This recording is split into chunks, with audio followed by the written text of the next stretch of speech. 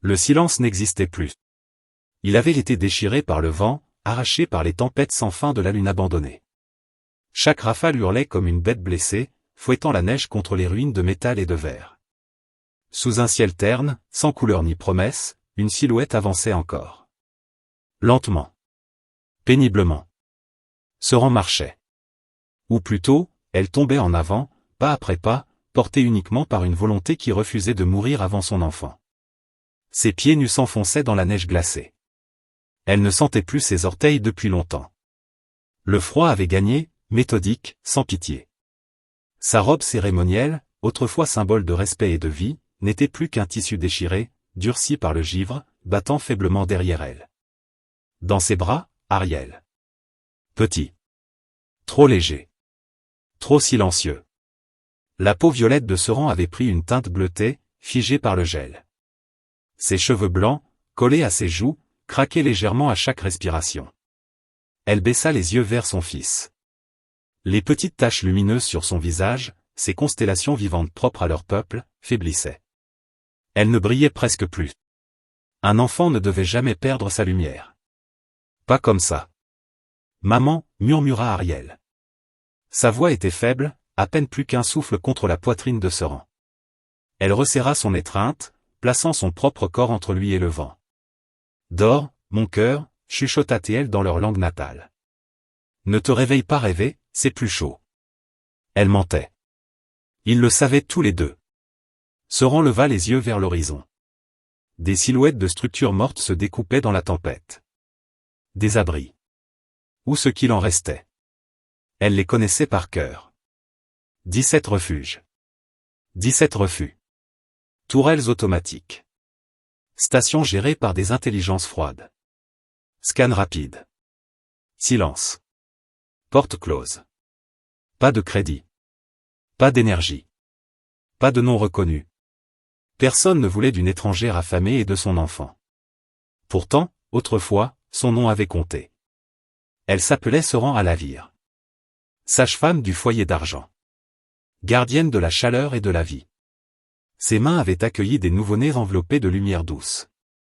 Elle avait chanté près des bassins de repos, là où la vapeur montait comme une bénédiction. On l'avait remerciée.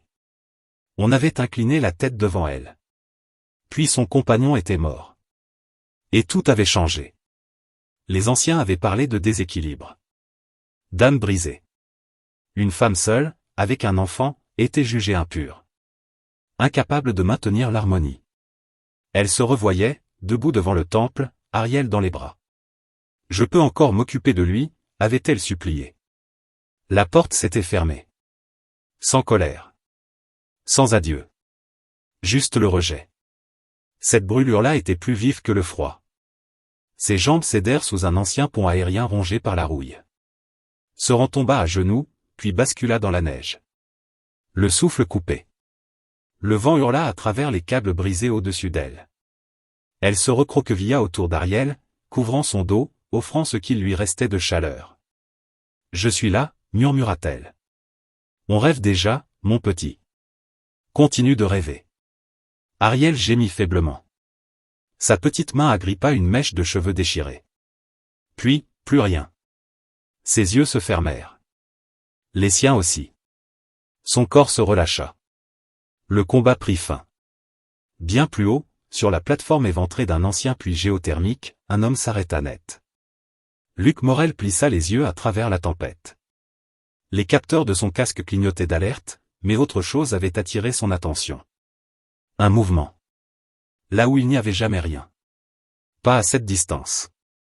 Pas par ce froid. Non, murmura-t-il. Il ajusta la visière. Deux formes. L'une grande. L'autre, minuscule. La peur lui tordit le ventre. Luc se mit à courir. La neige fouettait son visage, s'infiltrant dans chaque joint de sa combinaison usée. Il trébucha sur des câbles à moitié enfouis, sur des morceaux de métal gelés. Ses bottes glissaient, mais il continuait. Il devait continuer. Quand il atteignit enfin les corps, son cœur manqua un battement. Une femme à la peau violette, glacée, les cheveux blancs figés par le gel. Et un enfant, serré contre elle, dont la faible lueur s'éteignait. Non, non, restez avec moi. Il s'agenouilla, ouvrit son sac thermique d'une main tremblante. Un capteur sur le cou de l'enfant. Un signal. Faible. Mais présent. Vivant. Luc activa 2 packs de chaleur et les glissa entre les 2 corps. Puis il enveloppa la mère et l'enfant dans sa propre veste, large, usée, mais encore chaude. Pas comme ça, grogna-t-il. Pas ce soir. Il les souleva. Ils étaient incroyablement légers. Trop légers. Une image le frappa de plein fouet. Une autre nuit. Un autre froid. Sa nièce, fiévreuse, dans ses bras, pendant qu'une clinique refusait l'accès faute d'autorisation. Cette fois, il ne laisserait pas faire. Il traversa la cour enneigée en titubant. Chaque pas était une lutte. Ses poumons brûlaient. Ses jambes tremblaient. Enfin, il atteignit l'avant-poste. Le sas se referma derrière lui dans un souffle d'air pressurisé. La chaleur monta du sol. Réelle. Immédiate. Luc se dépêcha. Il installa l'enfant dans un berceau improvisé, fait d'une couverture minière et d'une lampe d'urgence. Puis il plaça la femme près du conduit principal du réacteur, là où l'air chaud circulait en continu. Ensuite, il attendit. Il s'assit contre le mur, retira ses gants, sortit un petit flacon.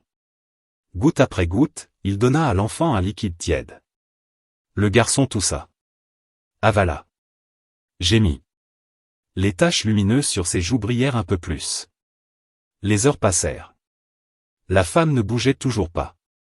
L'enfant, lui, ouvrit les yeux. Ils étaient grands. Fatigués. Lumineux. Il regarda Luc longuement, sans peur. Tu, pas effrayant, murmura-t-il. Luc sentit un sourire trembler sur ses lèvres. Je suis juste fatigué, comme toi. Le garçon but encore, puis se blottit près de la source de chaleur. Ses yeux se refermèrent. Alors seulement, la femme remua. Un frisson parcourut son corps. La première chose que se ressentit fut la chaleur. Pas celle d'un rêve. Pas une illusion. Une vraie chaleur. Douce. Vivante. Ses doigts bougèrent.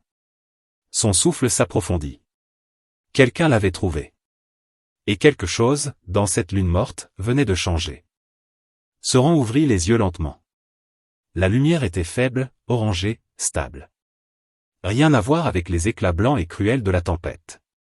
Elle cligna plusieurs fois, désorientée. Sa première pensée fut la peur. Sa seconde, Ariel.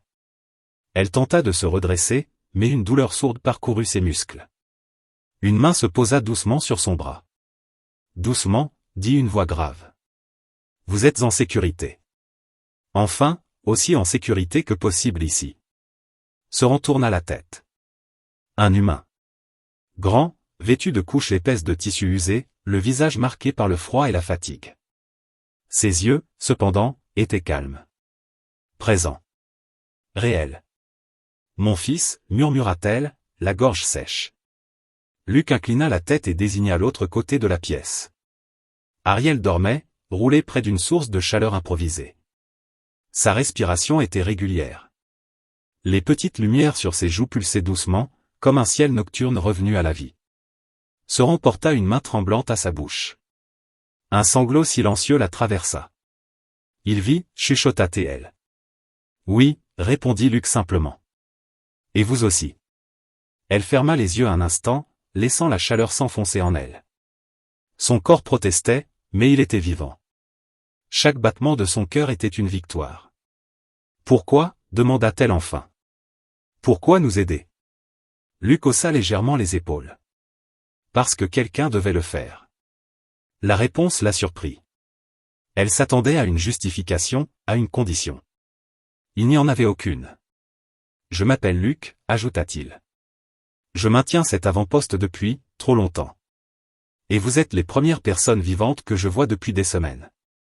Seran inspira profondément. Seran. Et mon fils, Ariel. Luc hocha la tête, comme s'il gravait ces noms dans sa mémoire. Vous êtes arrivés de loin. De trop loin, répondit-elle avec un sourire triste. Le silence s'installa. Pas un silence vide, mais un calme fragile, précieux. Le ronronnement du réacteur formait une présence rassurante. Cette lune, dit Seran, elle devait être un foyer. Luc eut un rire sans joie. Elle devait être beaucoup de choses. Il se leva et ajouta du combustible au système de chauffage bricolé. Ses gestes étaient précis, habitués. Un homme qui avait appris à survivre avec peu.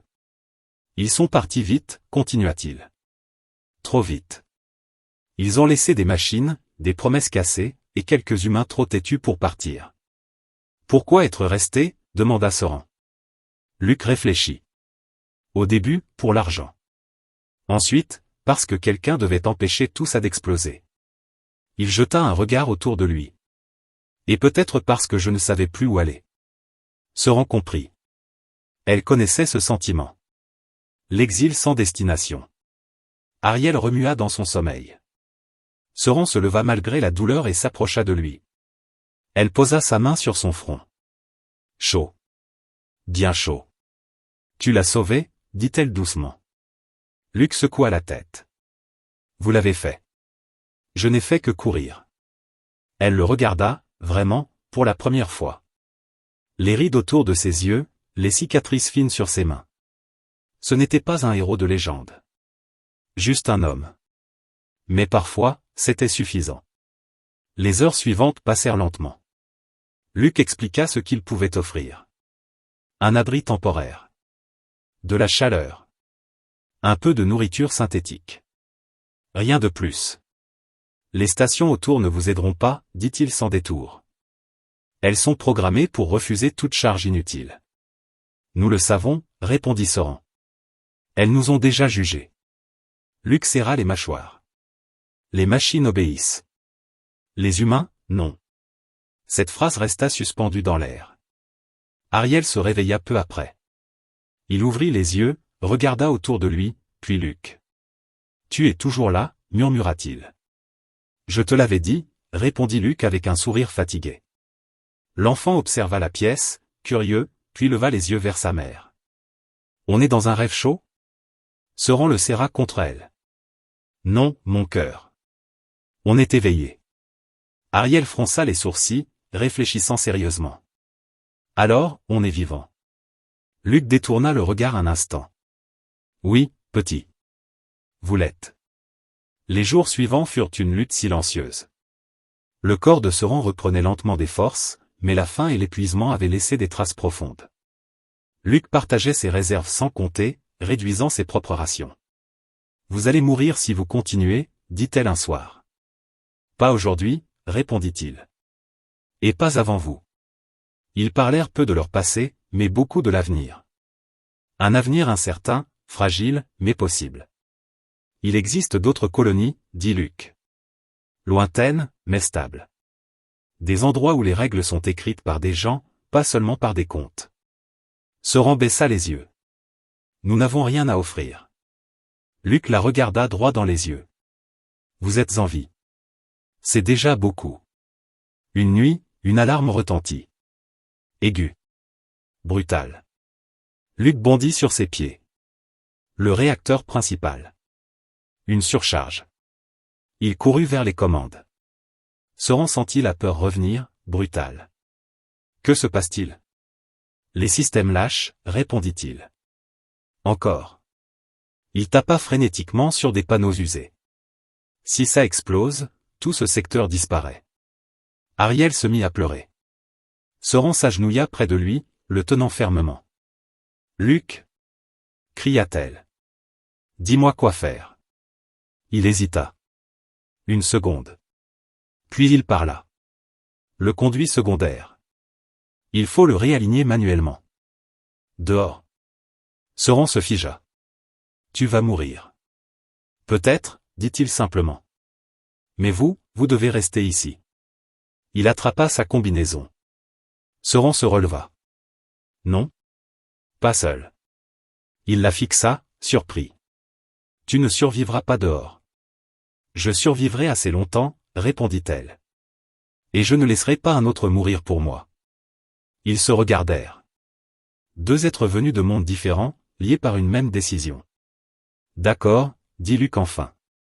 Mais tu fais exactement ce que je dis. Ils sortirent dans la tempête. Le vent les frappa comme un mur. Chaque pas était une épreuve. Le métal gelé mordait leurs mains. Les alarmes hurlaient. Luc montra le levier principal. Là.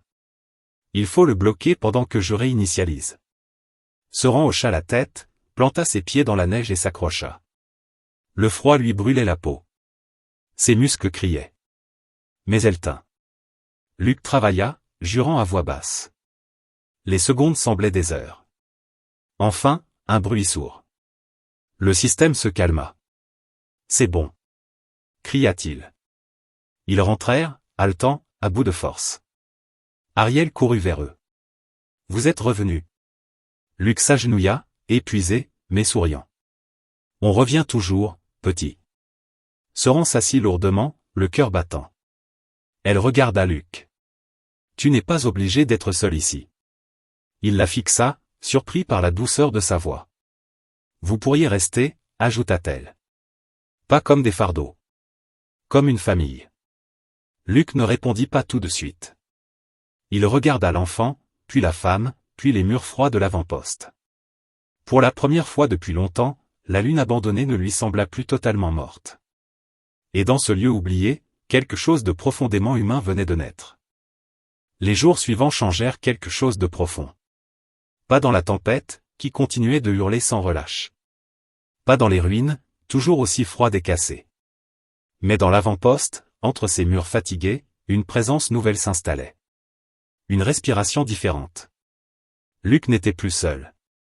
Il se leva un matin avant le cycle de lumière artificielle, comme à son habitude. Il enfila ses bottes en silence, prêt à vérifier les systèmes. Puis il s'arrêta net. Une odeur flottait dans l'air. Faible. Douce. Presque oubliée. Qu'est-ce que c'est, murmura-t-il. Seran était près du module de chauffage, concentré. Elle avait récupéré des racines sèches conservées dans une ancienne réserve et les faisait infuser dans de l'eau chaude. Une boisson de mon peuple, dit-elle sans se retourner. Ça ne nourrit pas vraiment. Mais ça réchauffe l'esprit. Luc prit la tasse qu'elle lui tendait. Il hésita, puis but une gorgée. Ce n'était ni bon ni mauvais. Juste, réconfortant. Ça me rappelle quelque chose, dit-il. Je ne sais pas quoi. Seran sourit. Ariel, lui, observait tout avec une curiosité vive. Il suivait Luc partout, posant 1000 questions sur les machines, les lumières, les bruits. Pourquoi ça fait ce son-là? Parce que c'est vieux. Et pourquoi tu le répares quand même? Parce que vieux ne veut pas dire inutile. L'enfant hocha la tête, très sérieux. Comme nous. Luc sentit une chaleur lui serrer la poitrine. Les jours passèrent. Seran aida comme elle pouvait. Elle nettoyait, réparait, organisait. Ses gestes étaient calmes, précis. Ceux de quelqu'un qui avait pris soin de la vie, autrefois.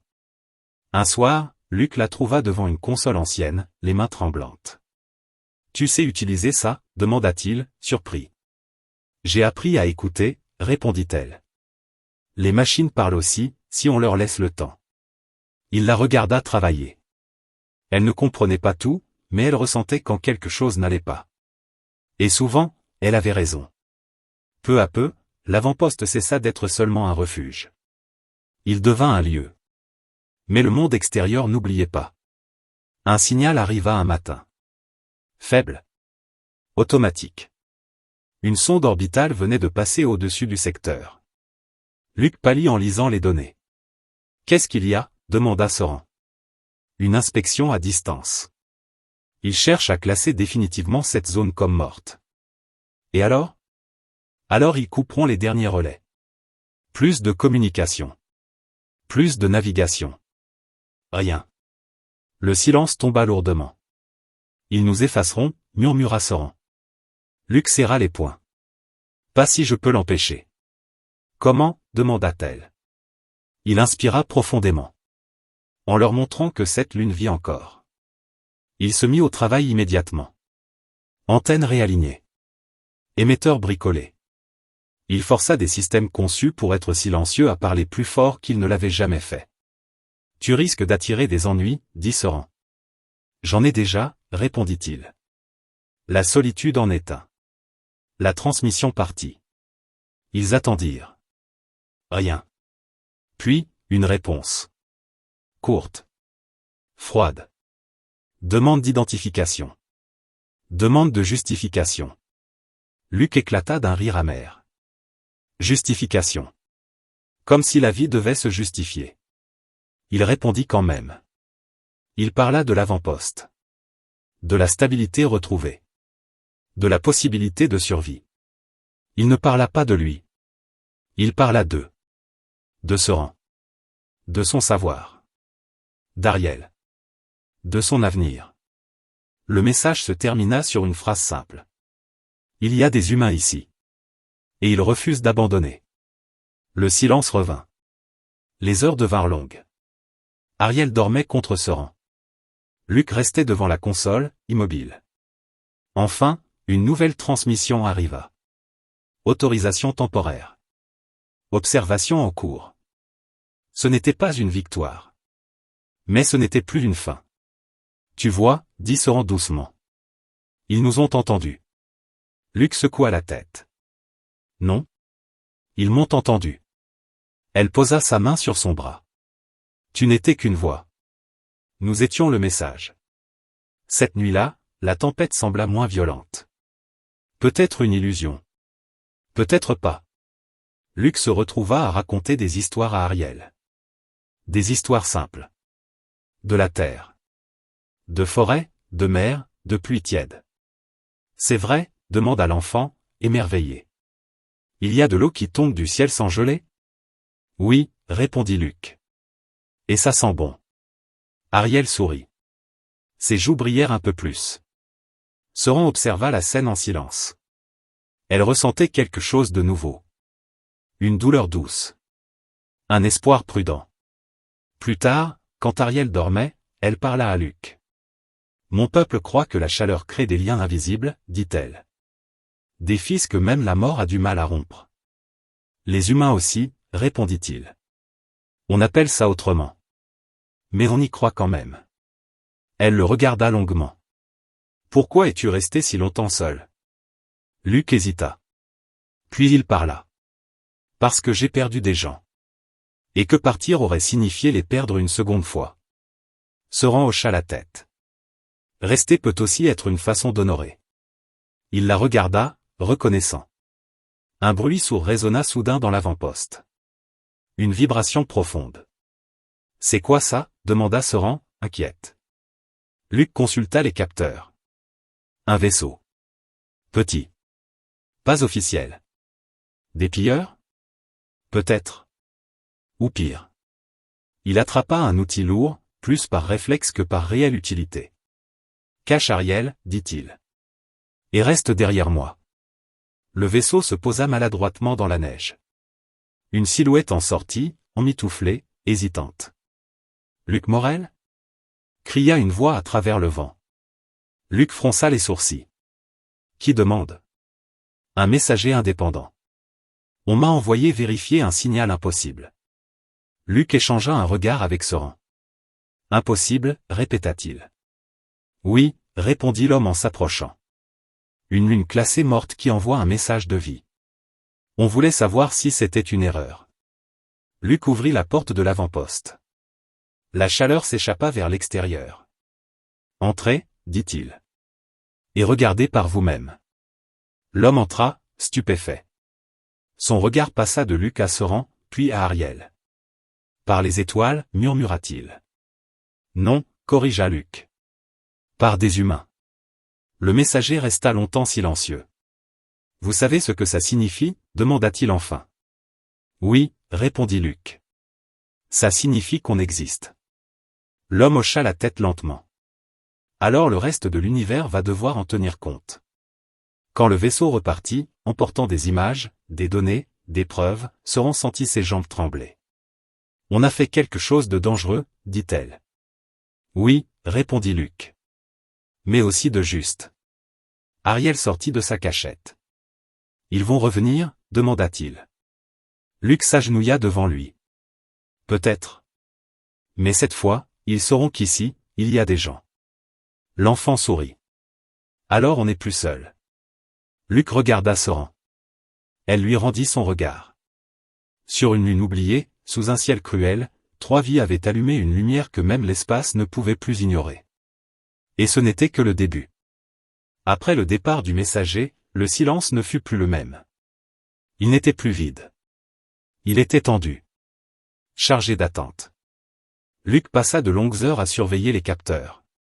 Chaque bruit extérieur le faisait se raidir. Chaque variation de signal le tirait de son sommeil.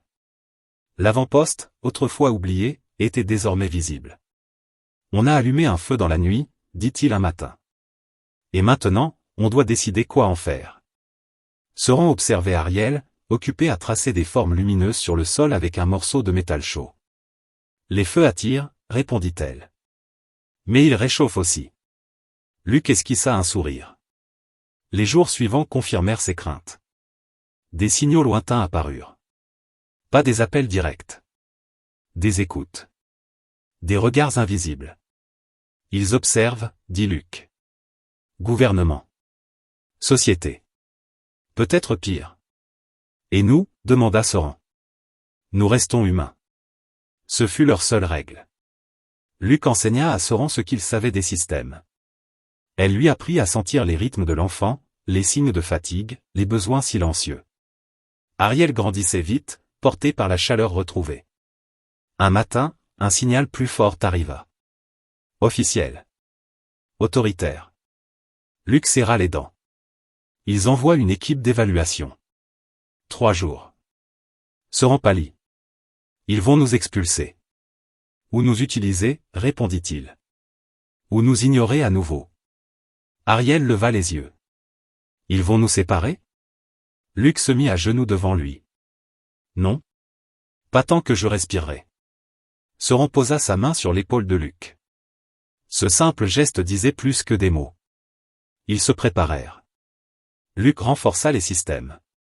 Soran rangea, nettoya, transforma l'avant-poste en quelque chose de plus vivant. Ariel dessina sur les murs des symboles de chaleur et de protection, comme on lui avait appris autrefois. Ça sert à quoi? Demanda Luc en souriant. À se souvenir, répondit l'enfant. Même si on nous enlève tout. Le jour arriva. Un vaisseau officiel perça la tempête. Plus grand. Plus stable. Il se posa avec précision. Des silhouettes descendirent, protégées, organisées. 3 personnes. 2 humains. Une autre espèce, grande, fine, aux yeux sombres et calmes. Luc Morel, dit l'un des humains. Vous avez violé plusieurs protocoles. J'ai sauvé des vies, répondit Luc. Ce n'est pas une catégorie reconnue. Soran s'avança. Elle devrait l'être. L'officier la regarda, surpris. Vous êtes une survivante locale? Je suis une mère, répondit-elle simplement. L'être aux yeux sombres observa Ariel. Longuement. Cet enfant n'aurait pas dû vivre, dit-il. Luc sentit la colère monter. Pourtant, il vit. Un silence lourd suivit. Cette lune est instable, déclara l'officier. Vous n'êtes pas censé être ici. Nous y sommes, répondit Luc. Et nous la maintenons stable. Ils inspectèrent l'avant-poste. Les systèmes bricolés. Les solutions humaines. Les réparations imparfaites mais efficaces. Tout ceci est non conforme, dit l'officier. Et pourtant, ça fonctionne, répondit Soran. L'être silencieux parla enfin. Dans mon peuple, dit-il, on dit que ce qui protège la vie mérite d'exister. L'officier le regarda, contrarié. Votre peuple n'est pas responsable ici. Peut-être devrait-il l'être davantage, répondit-il calmement. Ariel s'approcha, sans peur. Vous allez éteindre notre maison? Personne ne sut quoi répondre. Luc inspira profondément. Cette lune a été abandonnée, dit-il. Mais pas vide. Vous avez laissé derrière vous des machines et des gens. Nous avons choisi de rester. De réparer. De vivre. Et si d'autres viennent, demanda l'officier. Alors ils verront que c'est possible. La discussion dura des heures. Arguments. Menaces voilées. Calcul froid. Puis quelque chose changea. Un signal d'urgence retentit sur les consoles du vaisseau officiel. Une alerte lointaine. Une colonie voisine venait de perdre son système de chauffage principal. Ils n'y arriveront pas à temps, dit l'officier. Trop loin.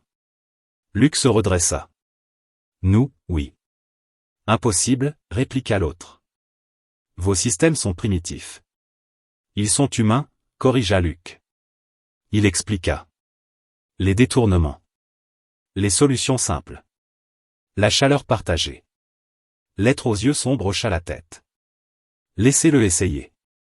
L'officier hésita, puis céda. Luke travailla sans relâche. Seran l'aida. Ariel resta près d'eux, silencieux. Ils envoyèrent des instructions claires. Simples. Adaptées. Des heures plus tard, un message arriva. Système stabilisé. Vie sauvée. Le silence fut total. L'officier baissa les yeux. Vous avez fait ce que nos modèles disaient impossible. Luke répondit calmement. Les modèles oublient souvent l'essentiel. Quoi? Demanda l'officier. Seran posa sa main sur celle d'Ariel. L'attachement. L'être silencieux s'inclina légèrement. Cette lune n'est plus morte, déclara-t-il. Elle est habitée. L'officier soupira. Une reconnaissance temporaire sera accordée. Sous surveillance. Luke hocha la tête. C'est suffisant pour commencer. Quand le vaisseau repartit, Ariel sauta de joie. On a gagné? Luke sourit. Non. On a tenu.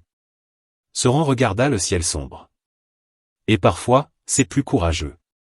Cette nuit-là, la tempête se calma brièvement. Le vent tomba. Le ciel s'ouvrit. Pour la première fois depuis des années, on vit les étoiles. Ariel les regarda, émerveillé. Elle nous regarde, murmura-t-il. Luke répondit doucement. Oui. Et maintenant, elles savent que nous sommes là. Sur cette lune glacée, au milieu du vide, des humains avaient refusé de disparaître. Et l'univers commençait à l'apprendre. Le temps passa différemment après cela. Il ne s'écoulait plus seulement en heures de survie ou en cycles de tempête. Il se mesurait en gestes répétés, en rires discrets, en réparations réussies. L'avant-poste n'était plus un simple abri. Il était devenu un foyer, fragile mais réel. Luke se surprenait parfois à s'arrêter au milieu de son travail. Juste pour écouter. Le bruit du réacteur, oui. Mais aussi la voix d'Ariel qui posait des questions sans fin. Le pas léger de Seran qui se déplaçait dans la pièce. Des sons simples. Des sons vivants. Tu souris, dit Seran un jour. Luke leva les yeux, surpris. Je fais ça? Oui. Souvent. Il secoua la tête, un peu gêné. J'ai oublié ce que ça faisait. Seran ne répondit pas. Elle posa simplement une tasse chaude près de lui. La reconnaissance temporaire changea beaucoup de choses. Pas tout. Mais assez. Des convois passèrent plus souvent dans le secteur. Des signaux amicaux apparurent. D'autres survivants, cachés dans les ruines lointaines, osèrent se montrer. Pas en masse. Un par un. Avec prudence. Luke les accueillait toujours de la même façon. Une porte ouverte. Une source de chaleur. Une règle simple. Ici, on aide d'abord. On discute après. Certains restaient. D'autres repartaient, emportant des histoires. Des preuves que la lune n'était plus seulement un cimetière de métal. Ariel grandissait. Sa lumière était revenue, plus vive qu'avant. Il courait dans les couloirs, riait, apprenait. Il mélangeait les savoirs de sa mère et ceux de Luke sans jamais les opposer. Quand je serai grand, dit-il un soir, je veux réparer les mondes cassés. Luke sourit. C'est un grand métier. Tu me montreras? Toujours. Seran observait ces moments avec un mélange de joie et de crainte. Elle savait que rien n'était éternel. Mais elle avait appris une chose essentielle. La chaleur partagée laisse des traces durables. Un nouveau message arriva, bien plus tard. Pas une menace. Pas un ordre. Une invitation. Une assemblée de colonies souhaitait entendre Luke. Pas comme technicien. Comme témoin. Ils veulent que tu parles pour nous, dit Seran. Luke resta silencieux longtemps. Je ne suis personne, répondit-il enfin. Tu es humain, dit-elle. Et parfois, c'est exactement ce qu'il faut. Le voyage fut court, mais lourd de sens. Luke n'aimait pas quitter l'avant-poste. Pas maintenant. Pas après tout ce qu'ils avaient construit. Tu reviendras, demanda Ariel, inquiet. Luke s'agenouilla devant lui. Je te le promets. Sauron posa son front contre celui de Luke. Quoi qu'il arrive, tu as déjà changé les choses. L'assemblée était vaste. Trop grande. Trop propre. Des voix parlèrent de chiffres. De coûts. De risques. Puis Luke prit la parole. Il ne parla pas longtemps. Il parla vrai. Il parla d'une femme et d'un enfant abandonnés dans le froid. D'un choix simple. Courir ou détourner le regard. Il parla de machines imparfaites et de solutions humaines. De chaleur donnée sans contrat. Vous classez les mondes comme viables ou non, dit-il. Nous, on les habite. Et parfois, ça suffit à les sauver. Le silence suivit. Puis une voix s'éleva. Puis une autre. La décision ne fut pas unanime. Elle ne le serait jamais. Mais elle fut suffisante. La Lune reçut un nouveau statut. Non pas un projet. Pas une exploitation. Un refuge reconnu. Quand Luke revint, Ariel courut vers lui. Alors? Luke le souleva dans ses bras. On a gagné du temps. C'est bien, le temps, dit l'enfant. On peut faire beaucoup de choses avec. Sauron sourit, les yeux brillants. Les saisons passèrent. Ou ce qui s'en approchait sur une lune froide. De nouveaux abris furent construits. Des jardins chauffés virent le jour. Petits. Fragiles. Mais verts. Un jour, Sauron se tint devant l'ancien pont aérien où elle était tombée autrefois. Le vent soufflait encore, mais moins fort. Luke s'approcha. « Tu veux partir ?» demanda-t-il doucement. Elle secoua la tête. « Non. Je voulais juste voir d'où nous venions. » Elle prit sa main. « Et te remercier de ne pas avoir regardé ailleurs. » Luke serra ses doigts. « Merci à toi d'avoir tenu assez longtemps. » Ariel les rejoignit, tenant une petite lampe réparée. « Regardez, dit-il. Elle éclaire mieux maintenant. » Luke rit. « Comme nous. » Cette nuit-là, ils regardèrent le ciel ensemble. Les étoiles semblaient plus proches. Ou peut-être étaient-ils simplement moins seuls. « Tu crois qu'ils se souviendront de nous ?» demanda Ariel. Luke réfléchit. « Peut-être pas de nos noms. Mais de ce qu'on a fait. » Sauron ajouta doucement. « Et parfois, c'est plus important. » Sur une lune autrefois abandonnée, une mère s'était endormie pour mourir avec son enfant. Un humain avait couru dans la tempête. Et ce simple acte avait changé un destin. Pas par la force. Pas par la conquête. Mais par une chaleur offerte quand tout semblait perdu. Et quelque part, dans l'immensité froide de l'univers, une vérité simple s'était imposée. Quand les humains choisissent de rester, même le vide apprend à vivre.